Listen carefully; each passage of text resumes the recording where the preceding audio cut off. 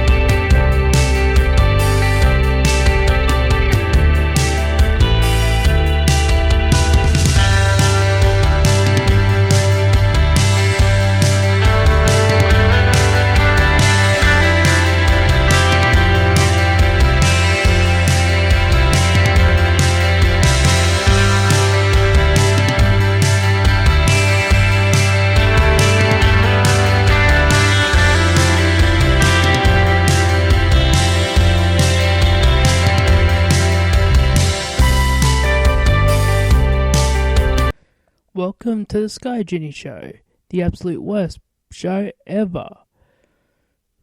Shoutouts to the guys at the Get in the Corner podcast. They are on Mixlr on Wednesday at 9 p.m, as well as the DTKC show, which is on After Raw. On the same channel is Wrestling Soup, who is on 9:30 on Thursdays. The Saturday morning shitbox, presented by Wrestling Soup, is sometime on Saturday. And after pay-per-views, Wrestling Soup also do post-pay-per-view shows. Also on Podbean is the Solomonster Sounds Off, who drops an episode every Sunday. And they are really good shows and should be shows that you check out. If you would like to follow me on Twitter, I am at SDD916. And if you'd like to join my Facebook page, it is the Sky Genie unofficial official group page. And if you would like to donate to the show to show your support for the show, go to the homepage of my YouTube channel and click on the donate button. You can donate as much as you like, and your donations will go towards the show and helping improve the quality of the show, so you get a way better show than you're getting right now. For those wanting a Genie Jr update, well, he actually got arrested for flashing himself in front of old people at an old folks home, and yeah, he has to go to court and all, and I seriously don't know how he's going to get out of this one, but hey, tune in next time and you might find out. I'll get into why I haven't been here much. I haven't really got a Raw or SmackDown review of any of that for the last few weeks, but after the break, I'll talk about it. So let's go to our sponsors. Oh, yeah. Sponsors. Yeah. Are you sick of going to places like McDonald's or KFC? Well, there's a new chain of fast food restaurant coming out, and it is Mark's Meatballs Palace. Yes, Mark's Meatballs Palace is a place where you get spaghetti and meatballs. Those meatballs the size of your head. So much so big, they'll get lodged in your throat. Hey, don't choke yourself. Go to Mark's Meatballs Palace today and find out great menus at their establishment. And we are back. As of recording, I am pretty pissed off, but you might find this a very funny story. Today I went to the store, and in Australia, you are accustomed to Vegemite. If you're not eating Vegemite, you're pretty much un-Australian if you don't. Well, I went to the store and bought some. And on the bus ride home, I had everything in my bags all ready to take off. And as we're approaching my stop, I go to pick up my bags to get to the front of the bus. And what do you know? The bottom of the bag breaks out, and all my stuff goes right out of it. And because I haven't had Vegemite in about 3 months. 3 fucking months. And well, because I had everything, bottles of Coke and everything with me, and I dropped it all and had to carry it all. So I got it all up, got it all back to my place upstairs and put it all away, and I realised I left the Vegemite on the bus. Holy fuck, was I pissed. I eventually went down to the store that's nearer to my place and got some, but the point is, I spent $4 fucking on another jar of Vegemite. And you can understand why I'm pretty pissed off. And that is my Vegemite ordeal. And I bet you've been wondering why I've been away for all this time. Well, there was one week I was sick, and the next week I was just too damn busy to watch anything wrestling. And so I figure if I'm not going to be watching it, why do a show? But got to keep something out there and put some sort of a show together. So I figure I'd do this. I've been hearing a lot of rumours about this TNA lawsuit. Everybody's suing TNA. And by the looks of it, TNA is pretty fucked. There's no way around it. And Billy Corrigan is suing Dixie Carter to hopefully get control of TNA. But everybody else is pretty much suing for what they are owed. And every day, as it goes on, there's another lawsuit and another lawsuit and another lawsuit, to the point I'm thinking of filing a lawsuit for all this ad space against TNA. But, I don't want to bring any lawyers involved, and really, what would I win? I'd probably be the one that loses, so I get the other end, so I get short-ended on that deal. Well, anyway, people are optimistic of saying, well, this is how TNA finally dies. Well, I mean, we keep saying it's going to die, but I don't know, because every time they're near death and they're a week or days away or hours away, they somehow manage to get through. TNA, I've come to the conclusion, is pretty much a one-night stand that doesn't leave. And I know people know what I'm talking about when I say that. It's that chick you picked up at the bar that should have only been that one night, and it turned into a relationship that obviously didn't go well. And for so long you've been trying to get rid of this person, and maybe you don't want to be the asshole or be the bad guy, and you're trying to find ways to get out, but there's always that one little bit of something that she might have over you to keep you. And TNA really, to me, is a lost cause. I haven't watched TNA, and the last TNA I've watched was the pay-per-view, but before that I didn't watch TNA since probably the last pay-per-view. And in any of the impacts, I have watched zero, and I have no intention to watch that show. And I've heard that from TNA fans that still currently watch it, that it is a very good product. There's a very good product on that show, but everything else scared people off. I kind of got done when they made Eric Young world heavyweight champion, and okay, people like Eric Young, but to me, he's not a world champion. He's a comedy guy. And in NXT, he's portraying people people compare it and people don't to a Wyatt family gimmick.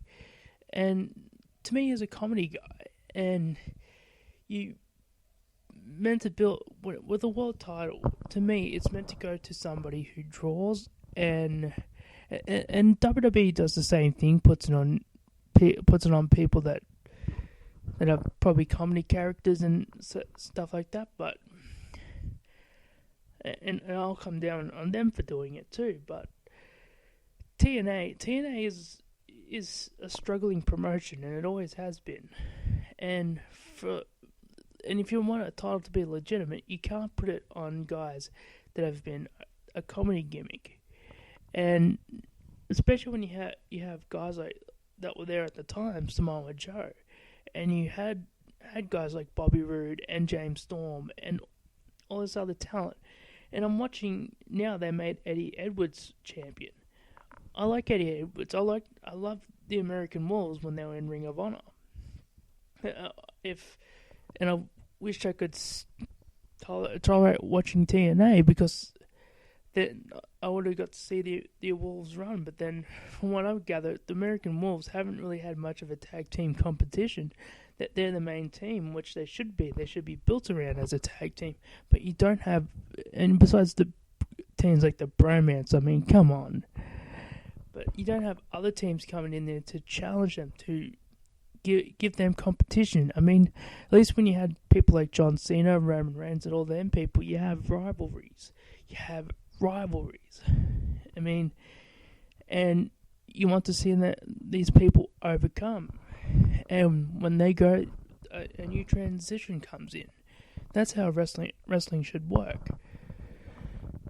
And again, I like Eddie Edwards, but they made a title change when they had a pay-per-view, where they should have changed the title there, because that's meant to be the payoff, not a continuation. A pay-per-view, especially where TNA has two of them, and TNA use it as a continuation when it should be here now final. But TNA don't seem to book that way, and I don't see why. I mean, TNA, if TNA is to die tomorrow, for me, I don't really care because I don't watch it, but then people lose their jobs. And the stupidity that how they book and how they present and how they do business is mind-boggling. And people will probably come down, oh, you're a TNA hater. Well, give us something to not be a TNA hater about. I mean, give us something that's competent. And people are talked about, and well, there's a reason why WWE is a successful business. And people say, oh, Vince McMahon doesn't know this or that, but okay, sometimes he might be a bit long in the tooth. I mean, how would a 70-year-old know what a guy in their 20s or 30s know what's in, or even their teens? How would a 70-year-old who has decades removed from what's probably cool now, I mean, how would he know what pop culture is today? He wouldn't. I barely know what it is, and I'm only 28, and people are going about pop culture. I mean, what's good now won't be good in a year or two. It should, and I see. I don't understand how a 40-year-old would know what I would like. I mean, I listen to shows like Don Tony and Kevin Castle, and I don't always agree with what they say, but I respect what they say. I mean, I understand where they come from. They came from a time where it was all different. Where a guy like Roman Reigns, who is not over currently with people around my age and everyone else. But I understand where Kevin Castle is coming from, because back then they had a guy like Hulk Hogan, who was pretty much that ilk. It was that Vince guy, the look, the size, the everything. So for them, I understand where they come from. Then I also understand where a guy in there that is a fan of John Cena comes from, or a fan of Steve Austin comes from, or whatever. It's, to me, wrestling has always been a subjective thing. Just because what I say, I always encourage people that if you have an argument, make sure it's valid, and that if anybody disagrees with you, has a fair point. I mean, if there's a fair point in an argument, whether you're right or wrong, I mean, I don't care. You could call me an arsehole or this or that for the opinion, but then after it, let's go grab a beer. I mean, I don't see how that's hard. I mean, I go on Solomonster's page a lot, and argue with people there, and not everyone agrees with what I agree with, and I don't agree with what they agree with. I mean, wrestling has always been a subjective form, and that's just it. And really, where we're going with TNA, which was where I stem from, if TNA is to die tomorrow, and I understand, okay, you get people that are real stupid. And a lot of the diehards, man, they go really stupid with stuff when facts are shown. I mean, there was somebody when one of the legal documents got out, it was the actual legal document, and they said it was fake when it's a legal document. A legal document is not to be forged, because that can get you into a lot of trouble, especially if it's posted, and that's pretty. That can get you sued or in jail for fraud. So I don't see how that happens. But then I understand that they're into the product. They're probably sick of people trashing TNA. I mean, I don't want to trash TNA, even though I do. I'm not going to deny it. I mean, hell, when you're doing stupid things, hey, expect to be trashed, but that's just wrestling, sadly. And with TNA, I hope it doesn't go out of business. I hope whoever buys it or whoever keeps it, it somehow makes it salvageable. I hope it becomes competition. I hope this is just a stupid dip, and it gets bigger. I hope it gets bigger. I want it to be competition to WWE, because we need that alternative. We need that alternative product. But when you're going around saying you're WWE and you're basically an indie fed, it kind of makes you look like a joke. And when you make guys like Eddie Edwards or Chris Sabin or Eric Young world champion, you're going to dilute your product. And to people outside that are looking into this, okay, are going, this is a joke. I mean, you got this guy world champion when he was scared of his pyro, or he had no other reason to be world champion to begin with. Okay, Eddie Edwards is going to beat Bobby Lashley, really? And well, that's my stand on TNA in this lawsuit, and I hope everything goes well. I figured I'd share a bit of this news because it will probably affect the show. I have been unemployed for a little while, and I've actually got a job interview lined up. And I just want to make clear, if I get a job or get this job in the next few weeks, it will probably affect the show. I'll still be doing the show, but we'll probably try and do a set day for it, because I don't know because it's casual work, and you never know with casual here in Australia. You'll probably be working and probably not. So it's trying to find good easy work, and trying to get by, which is what I need to do.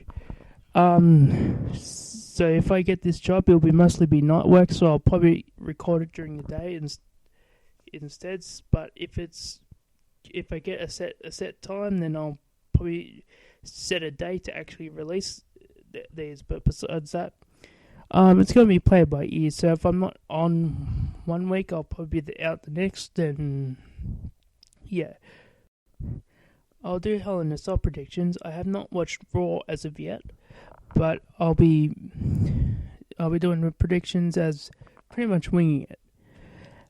First up, we'll have Kaz and Enzo versus the Club, and I'm hoping that the Club goes over here because they need a win. But Kaz and Enzo kind of need it too. But unless any of them are getting a title shot, and I hope the Club, and I don't see the Club really getting another title shot against the New Day for a while.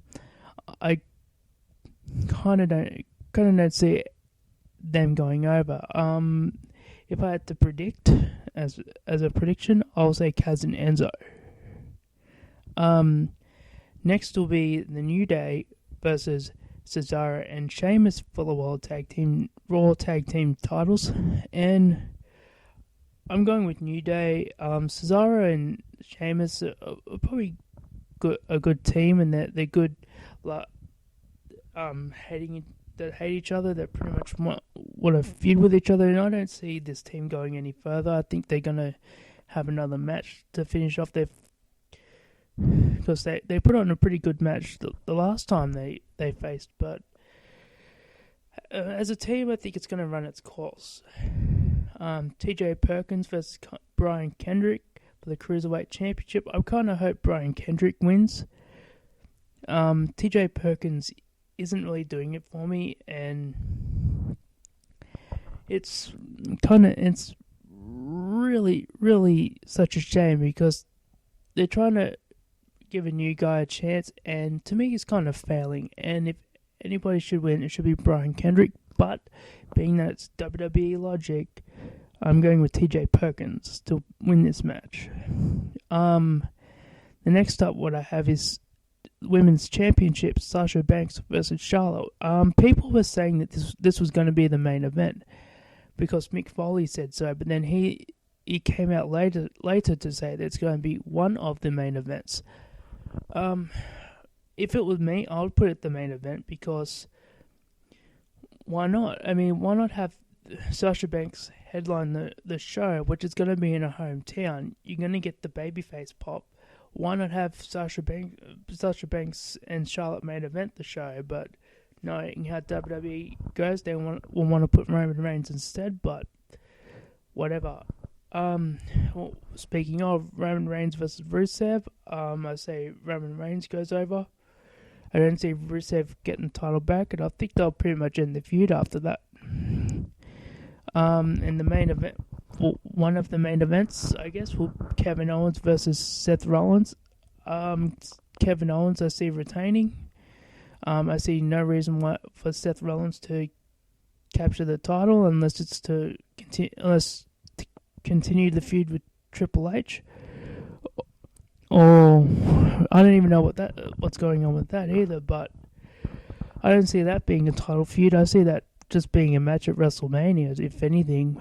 But yeah, I'd say Kevin Owens wins with Chris Jericho interfering in some way, whether he hides under the ring or they somehow get him inside. But Kevin Owens is winning that match. That's my Hell in a Cell predictions.